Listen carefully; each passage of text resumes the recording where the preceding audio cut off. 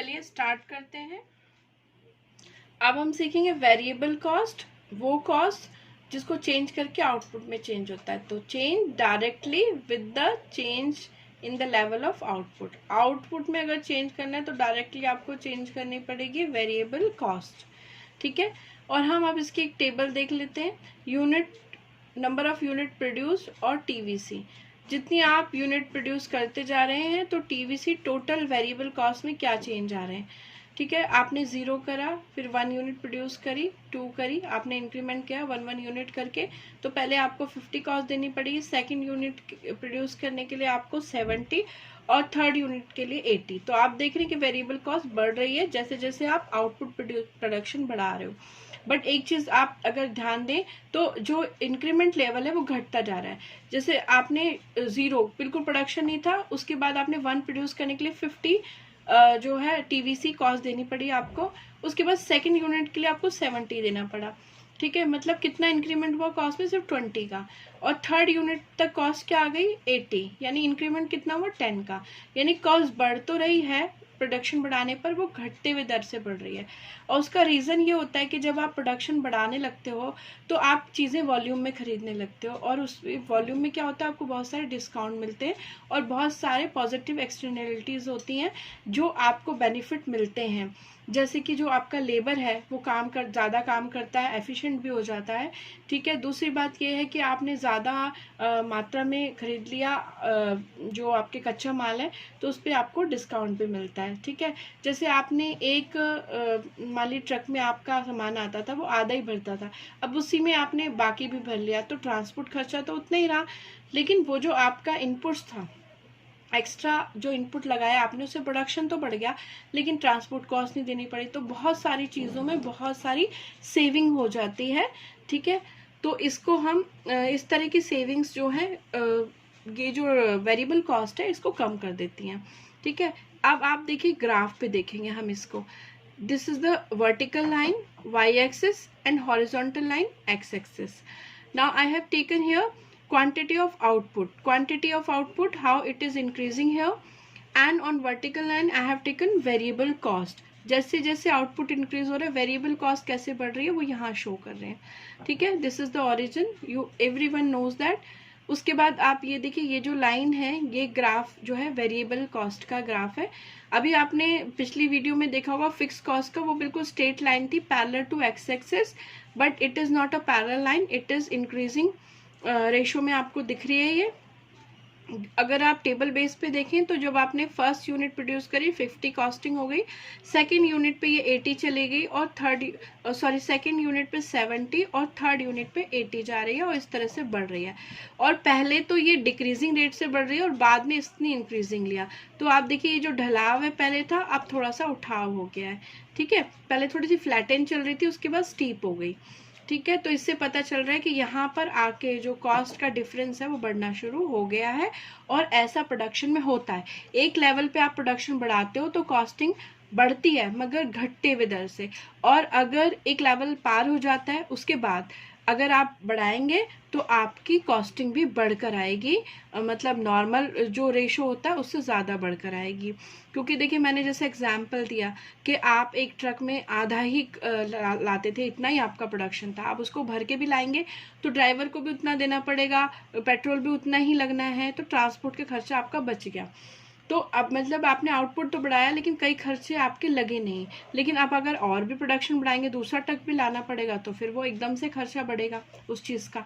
तो variable cost का आप ये मान के चलिए कि on starting when we are increasing the output it increase but at decreasing rate, ठीक है। But at some level of output after that ना क्या होगा, आउटपुट बढ़ाने से कॉस्ट बढ़ती जाएगी, बढ़ते हुए रेशो में आएगी। कभी कभी आपको कुछ सेविंग्स मिल जाएंगी और कभी कभी आपको एक्स्ट्रा चार्जेस करने पड़ जाते हैं। तो ये जो नेचर होता है वेरिएबल कॉस्ट का, ठीक है। अब हम चलते हैं नेक्स्ट स्लाइड। चलिए फिर अब बात करते हैं डिफरेंट कॉस्ट के बारे में और उनके फॉर्मूलाज के बारे में, ठीक है। तो अभी जो आपने सबका नेचर समझ लिया, अब इनकी कैलकुलेशन समझिए। ये जो टोटल कॉस्ट है ये टोटल फिक्स कॉस्ट और टोटल वेरिएबल कॉस्ट का एडिशन है, ठीक है, दोनों को ऐड करेंगे तो टोटल कॉस्ट बन जाएगी। और एवरेज कॉस्ट क्या होती है? एवरेज फिक्स कॉस्ट और एवरेज वेरिएबल कॉस्ट का एडिशन है। ठीक है, दोनों को ऐड करेंगे तो एवरेज कॉस्ट आएगी। इसके अलावा ये जो आपकी मार्जिनल कॉस्ट है, ये कौन सी होगी? टीवीसी यानी total variable cost of n term, यानी जिस टर्म की आपको मार्जिनल कॉस्ट निकालनी है कि इस यूनिट को बढ़ाने पे कितनी कॉस्टिंग आई, उस यूनिट की आप वेरिएबल कॉस्ट ले लीजिए और उससे पहले वाली टीवीसी n-1 उससे पहले वाली यूनिट की वेरिएबल कॉस्ट ले लीजिए, और जो दोनों का डिफरेंस है, जो पहली वाली से अब वाली पर बढ़ गया है, वही डिफरेंस जो है आपका उस यूनिट का मार्जिनल कॉस्ट होता है। ठीक है, तो फॉर्मूला है TVC n minus TVC n-1 term. अब एवरेज वेरिएबल कॉस्ट निकलती कैसे? ठीक है, टोटल वेरिएबल कॉस्ट जो होगी उसको आप नंबर ऑफ यूनिट जितने भी उसने प्रोडक्शन इस लेवल पर आकर इस लेवल की जो कॉस्टिंग आई है और इस लेवल पर जो प्रोडक्शन हुआ उससे डिवाइड कर देंगे तो एवरेज वेरिएबल कॉस्ट आ जाएगी, जो कि सबका वेरिएबल एवरेज निकालने का यही तरीका है। अब हम स्केड्यूल समझेंगे। देखिए, स्केड्यूल्स का समझना और उनकी प्रैक्टिस बहुत ज़रूरी है, बहुत आसान होते हैं। अब समझना क्यों ज़रूरी है? क्योंकि हमें जब ग्राफ बनाना होता है तो स्केड्यूल बेस्ड ही होते हैं वो, तो जब आपको यहाँ पर डाटा समझ में आएगा तभी आप वहाँ पर ठीक से अरेंज कर पाएंगे। फर्स्ट थिंग तो ये है। और दूसरी बात यह है कि यहाँ पर अगर कोई कॉस्ट मिसिंग भी है तो इनकी आपस में जो कनेक्टिविटी है फॉर्मूले से, वो आप यहाँ पर फिल कर पाएंगे उस कॉस्ट को। तो कनेक्टिविटी इनकी समझ में आएगी, आपको इनकी फीलिंग समझ में आएगी और आप इस बेस पे ग्राफ भी बना सकते हैं। अब यहाँ पर जो टेबल आपको दिख रही है, यहाँ पर फर्स्ट कॉलम में आई have taken quantity of output, quantity कितनी बढ़ रही है आउटपुट की, जो नेट प्रोडक्शन हो रहा है। उसके बाद total fix cost, then variable cost, then total cost. Total cost is the sum of fix cost and variable cost, दोनों को ऐड करके टोटल कॉस्ट आती है। तो ये कॉस्ट इन दोनों पे ही बेस्ड है, और अगर इनमें से कोई एक भी मिसिंग है तो दूसरी इनके बेस पे निकाली जा सकती है। फिलहाल मैंने सारी ले ली, कोई मिसिंग नहीं ली है, क्योंकि अभी मैं टेबल फिलिंग तो करा नहीं रही, मैं आपको नेचर समझा रही हूँ और इनका कनेक्शन समझा रही हूँ। देखिए, जब जीरो कॉस्ट थी, फिक्स कॉस्ट तो उतनी ही होगी क्योंकि वन टाइम कॉस्ट है, कुछ भी प्रोडक्शन नहीं करेंगे तब भी जो खर्चा है, अगर आपने मशीन लगाई तो खर्चा तो हो ही गया है। अगर आप वहाँ पर जो है इलेक्ट्रिसिटी का अरेंजमेंट कराया, एक नॉमिनल बिल तो आपको देना ही पड़ता है। ठीक है, तो ये सब चीज़ें, अगर आपने भाई एक प्लांट लगा रखा है तो वहाँ पर आप चौकीदार रखोगे, गार्ड रखोगे 2-3, तो वो खर्चा तो आप चाहे प्रोडक्शन करो और चाहे मत करो, वो तो आपको देना ही पड़ता है। ठीक है, तो और आपका मैनेजर का खर्चा है मैनेज करना। अब जीरो कॉस्टिंग पे भी मैनेजर की वही सैलरी, और जब वो प्रोडक्शन अच्छा खासा करके देंगे आपको तब भी वही उनकी सैलरी रहेगी। तो इस तरह के खर्चे जो वन टाइम एक्सपेंस होते हैं वो फिक्स कॉस्ट होते हैं और हर यूनिट पर वो सेम ही रहेंगे, जब तक कि आप इतना आपके पास पैसा ना हो और समय हो कि भाई आप पूरा स्केल ही बदल पाओ, तब तक ये एक जैसे रहेंगे। अब वेरिएबल कॉस्ट क्या होगी? पर यूनिट के हिसाब से बढ़ जाएगी। जब जीरो था हमारा आउटपुट तो भी जीरो थी, और जब 1 हुआ तो 50 बढ़ गया, सेकंड पे 70, थर्ड पे 80 आ गई है कॉस्ट। अब आप देख रहे हैं पहली बार में तो 50 बढ़ा, सेकंड यूनिट पे 20 बढ़ा, और थर्ड यूनिट पे केवल 10 बढ़ा। उसके बाद आप देखिए पहले बढ़ रहे हैं लेकिन घटती यूनिट में, लेकिन अब जो है बढ़ भी रहे हैं और बढ़ती यूनिट में।